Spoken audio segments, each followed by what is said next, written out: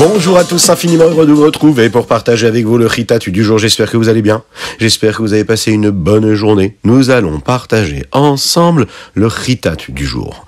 Aujourd'hui, nous sommes le Yom Shlishi, le mardi, le troisième jour de la semaine de la Parashat Shlach, en dehors d'Eretz Israël, puisqu'en Eretz Israël, nous sommes déjà dans la Parashat Korach.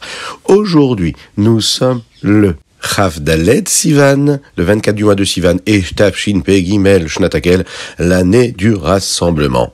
C'est une très belle journée qui s'annonce, et l'on se prépare au Gimel Tammuz, la Iloula du Rabbi de Lubavitch, et déjà, aujourd'hui, on peut commencer à s'y préparer en étudiant sa Torah.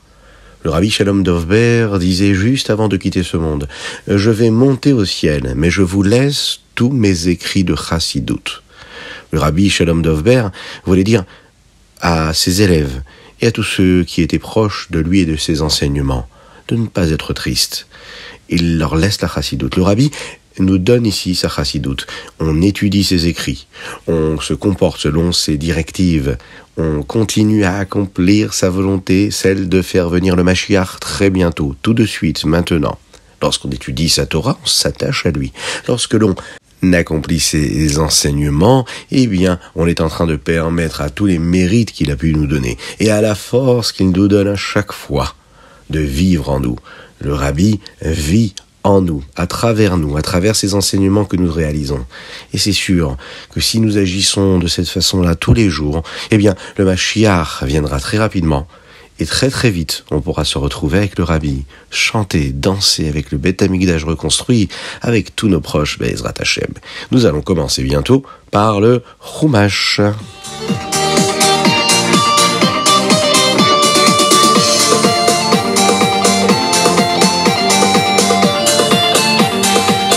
Et l'on voyage dans ce périple que le peuple juif est en train de vivre. Avant d'arriver en Eretz Israël, les Meraglim, les explorateurs, vont pour voir ce qu'est cette terre-là. Yehoshua et Kalev, eux, essayent de convaincre les bénis Israël de changer d'idée sur Eretz Israël. Si Hachem veut vraiment, il peut nous emmener en Eretz Israël. Ne faites pas l'inverse de la volonté de Dieu. Arrêtez de craindre que les géants qui se trouvent dans cette terre-là pourront nous faire du mal. Hachem sera toujours là pour nous aider comme il nous a toujours aidés. Mais les bénis Israël, les Meraglim, n'écoutent pas Yehoshua et Kalev. Ils même essayent de les écarter du campement. Ils voient à ce moment-là les nuées d'Hachem qui descendent du ciel et qui se trouvent aux côtés du Mishkan. Ils s'arrêtent. Ils voient qu'Hachem souhaite parler à Moshe. Vous vous en souvenez? Quand Dieu voulait parler à Moshe Rabbeinu, eh bien les nuées descendaient. Hachem devient très en colère. C'est la 10e fois que les bénis Israël se montrent aussi réfractaires à la confiance qu'ils sont censés avoir en Dieu. Hachem le dit, peut-être qu'il devrait détruire le peuple juif, que Dieu nous en préserve. Et il le propose à Moshe Rabbeinu, je vais les faire partir, et puis toi, je te donnerai un nouveau peuple qui te suivra comme il faut. Mais l'amour de Moshe Rabbeinu pour son peuple juif, on le sait, était un amour qui franchissait toutes les limites qu'on peut imaginer.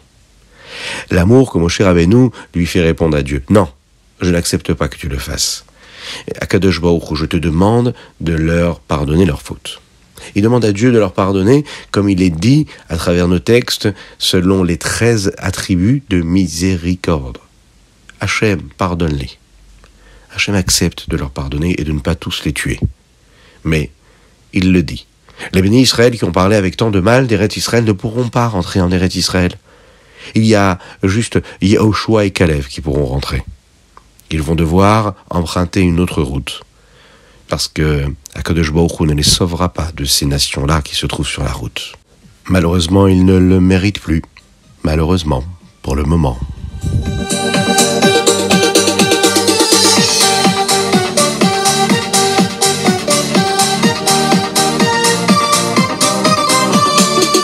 Et nous passons au Teilim du jour. Aujourd'hui, nous sommes le Chav Dalet du mois de Sivan, le 24 du mois de Sivan. Et nous allons lire les Teilim depuis le Kuf Yud Gimel jusqu'au Kuf Yud Ret. Dans le Teilim du jour, et en particulier dans le chapitre Kuf Yud Ret, apparaît le verset Hashem li be'ozrai va'ani reveson hai. comment David Amelech, le roi David, peut s'exprimer ainsi et dire qu'il a des gens qui sont là pour l'aider et qu'Hachem est avec ces personnes-là qui l'aident. Mais qui est-ce qui peut aider un homme en dehors d'Akadosh Baruch Hu? Eh bien, la Chassidut nous explique que le mot Ozra ici, ceux qui m'aident, et en réalité, ça ne parle pas de ces personnes-là qui sont là pour l'aider, mais d'éléments physiques, matériels qui se trouvent dans le monde. Dieu, Akadosh Baruch Hu, a caché une étincelle, une petite partie de Kedusha, de sainteté, dans chaque élément matériel que nous côtoyons dans notre quotidien, dans la vie de tous les jours. Et lorsqu'on utilise cet objet-là, eh bien on reçoit la force divine qui se trouve cachée à l'intérieur, qui nous permettra de nous aider à accomplir ce que nous avons à accomplir. On demande à Hachem de nous aider, mais il nous aide à travers cette vitalité qui se trouve dans chaque chose. Un homme a besoin d'utiliser la divinité, la présence de Dieu qui se trouve partout. Par exemple, quand il mange, quand il boit, quand il travaille, tout ce qu'il va faire dans sa vie de tous les jours est influencé par la présence divine qui se trouve à l'intérieur de chaque élément. Et toutes ces choses-là sont appelées Ozraï, sont appelées des choses qui nous aident à nous rapprocher d'Hachem.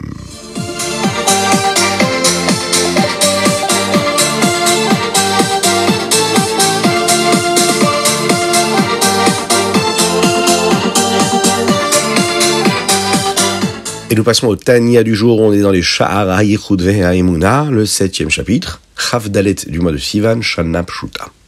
Aujourd'hui, nous allons parler de 2 formes de vitalité de Dieu qu'Akadosh Baruch Hu nous donne et qui nous permettra de comprendre comment est-ce qu'il nous apparaît ici-bas et comment, pour la suite de ce que nous avons dit hier, Akadosh Baruch Hu n'abandonne jamais le monde dans lequel nous vivons.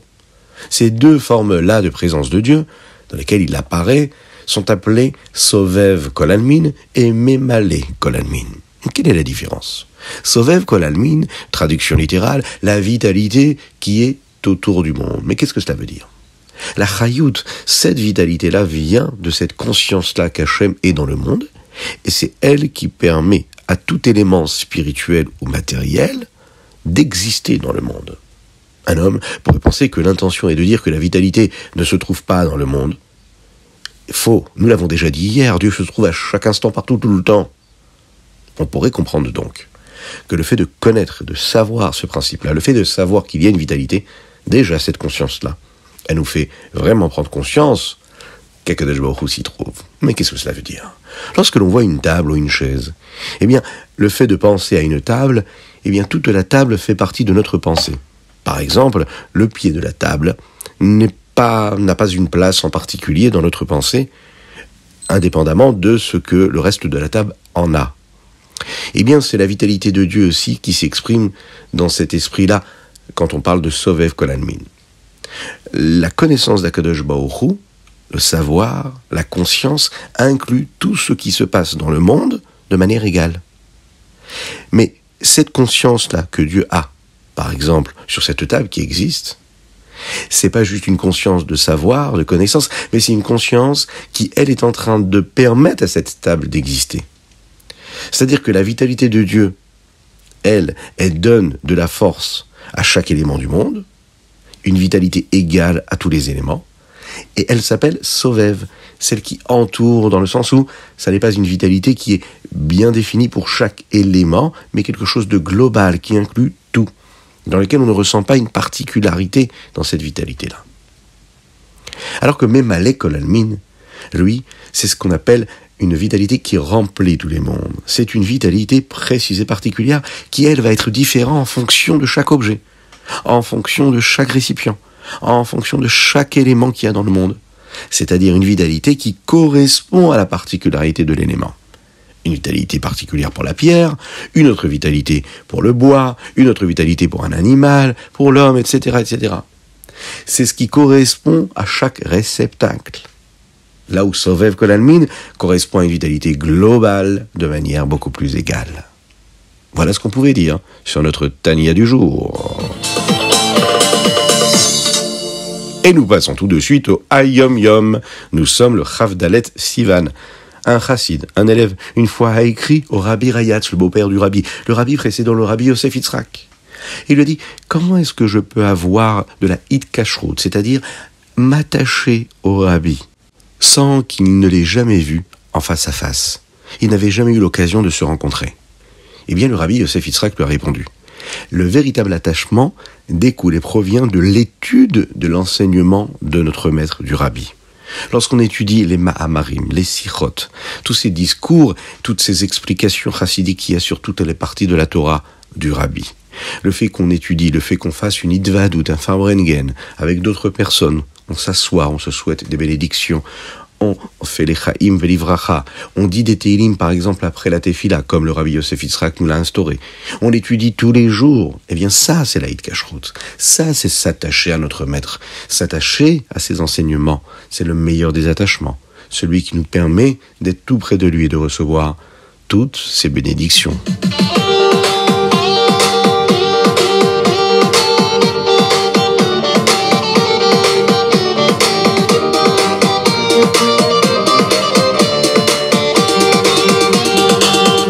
Et nous passons au Rambam Maïmonide d'aujourd'hui. Nous étudions toujours les lois qui concernent le Yom Tov, chapitre Dalet et Vav.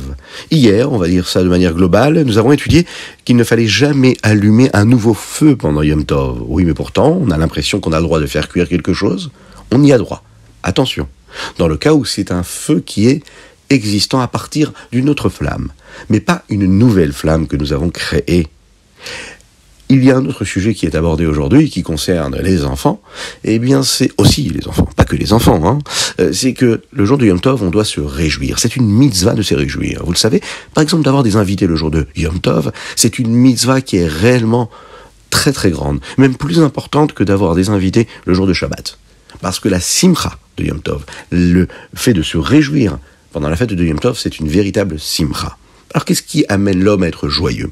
Eh bien, le Rambam nous dit... par exemple, un homme va réjouir son épouse, ses enfants, il va leur acheter des beaux vêtements, il va leur acheter des beaux bijoux, il va leur acheter des douceurs, des petits bonbons, des surprises. Ce qui amène de la joie à la personne, c'est ce qui doit être utilisé la veille de Yom Tov pour célébrer cette mitzvah-là de la simcha, de la joie de Yom Tov. Avoir un bon repas, une belle viande, avoir de bons vins, les attachés pour tout le monde, eh bien c'est ce qui nous permet d'avoir une véritable joie. Et c'est une mitzvah de se réjouir, même quand parfois on n'a pas tellement envie, ou parfois parce que il y a tellement de raisons qui font que c'est pas toujours évident d'être joyeux. Eh bien c'est la mitzvah. Il faut faire un effort pour être joyeux. Et quand on fait un petit effort, eh bien Dieu nous aide dans tout ce que nous entreprenons.